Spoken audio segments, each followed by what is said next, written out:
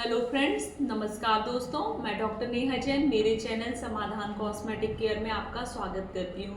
Friends, हम अपने body के बहुत सारे ऑर्गन्स का बहुत सारा ध्यान रखते हैं, लेकिन अक्सर जब कानों की बात आती है हम अपनी स्किन का ध्यान रखते हैं, हम अपने फेस का ध्यान रखते हैं, हम अपनी आईज़ का ध्यान रखते हैं, हमारे लिप्स कितने अच्छे हैं हम उनका ध्यान रखते हैं। लेकिन कई बार जब कानों की बात आती है तो हम भूल जाते हैं उनकी केयर करना।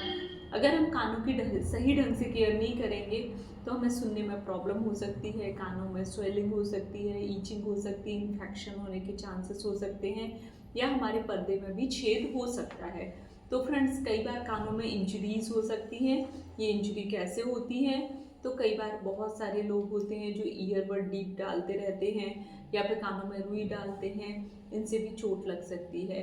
इसके अलावा कई बार कानों में जब प्रेशर पड़ता है पटाखे वगैरह की तेज आवाज़ के कारण, और साथ में ही कई बार जब शैम्पू का पानी कानों में चला जाता है, लंबे समय तक जिनको सर्दी बनी रहती है, साइनोसाइटिस की प्रॉब्लम होती है, तो इन सारी परेशानियों के कारण कानों में परेशानी हो सकती है, कानों को कुछ भी प्रॉब्लम हो सकती है, सुनने की प्रॉब्लम हो सकती है या इन्फेक्शन हो सकता है।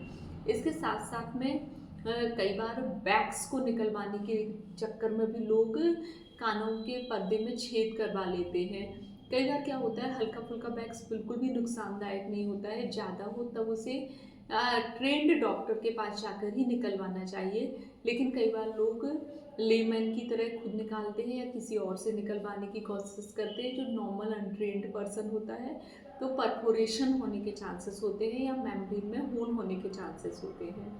इसके साथ में ही फ्रेंड्स, शोर से भी बहुत अधिक परेशानी कानों को हो सकती है। जैसे कई बार जब ज़्यादा शोर होता है तो इस शोर के कारण बहुत ज़्यादा कानों को परेशानी हो सकती है। जैसे कि लोगों को ईयरफोन लगा के सुनने की आदत होती है या हेडफोन्स लगाने की, हाई वॉल्यूम में म्यूजिक सुनने की आदत होती है।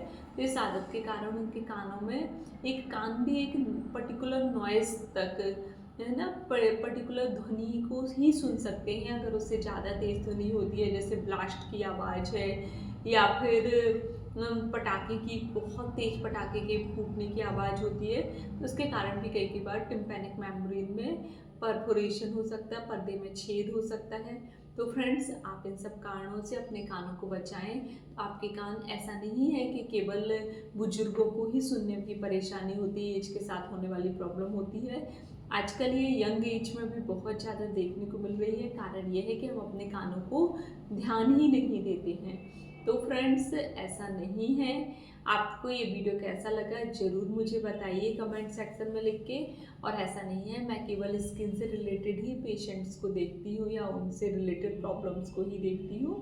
मैं piles, fissure, fistula, rhinitis, sinusitis या पेट से संबंधित कोई परेशानी हो, उन सारी परेशानियों को भी होम्योपैथिक के द्वारा ठीक किया जा सकता है। आप मेरी वीडियो को लाइक ज़रूर करें और कमेंट सेक्शन में कमेंट करें और मेरे चैनल को सब्सक्राइब करें। बहुत बहुत धन्यवाद।